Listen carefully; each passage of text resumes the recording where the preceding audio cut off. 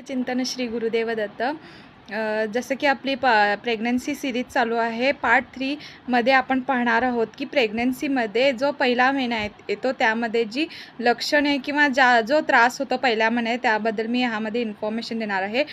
First point आहे की पहिल्या महिन्यामध्ये प्रचंड थकवा जाणवतो आपल्याला आणि त्यासोबत बॅकएक असतं, क्रॅम्प्स येतात पायामध्ये किंवा मांडीमध्ये, प्रचंड पाय दुखतात आणि पोटावर ओटीपोटीत किंवा कंबर पण खूप दुखते आणि सतत झोप येणे पण झोप लागत नाही आणि एक म्हणाल तर प्रचंड प्रमाणात भूक लागते किंवा एकेकांना भूक पण लागत नाही आणि प्रचंड प्रमाणात मूड स्विंग्स होतात। मूड स्विंग्समध्ये म्हणाल तर सतत चिडचिड होणे किंवा रागराग करणे, ह्या सर्व गोष्टी तुम्हाला पहिल्या मंथमध्ये जाणवतील। ह्याच्यापेक्षाही इम्पॉर्टंट म्हणाल तर फर्स्ट मंथमध्ये जो इम्पॉर्टंट सायन्स किंवा लक्षण म्हणाल तर त्याच्यामध्ये ब्लिडिंग किंवा स्पॉटिंग होतं, ब्राउनिश किंवा रेड कलरमध्ये असं थोडं 1-2 दिवस स्पॉटिंग होतं। ते का होतं तर ते पण एक साईन आहे प्रेग्नन्सीचं। ते का होतं तर जे आपलं एम्ब्रिओ असतं ना ते गर्भाशयामध्ये इम्प्लांट झालेलं असतं। सो ते इम्प्लांट झाल्यामुळे स्पॉटिंगचा किंवा ब्लिडिंगचं लक्षणं दिसतं। सो त्यामुळे काय होतं की आपली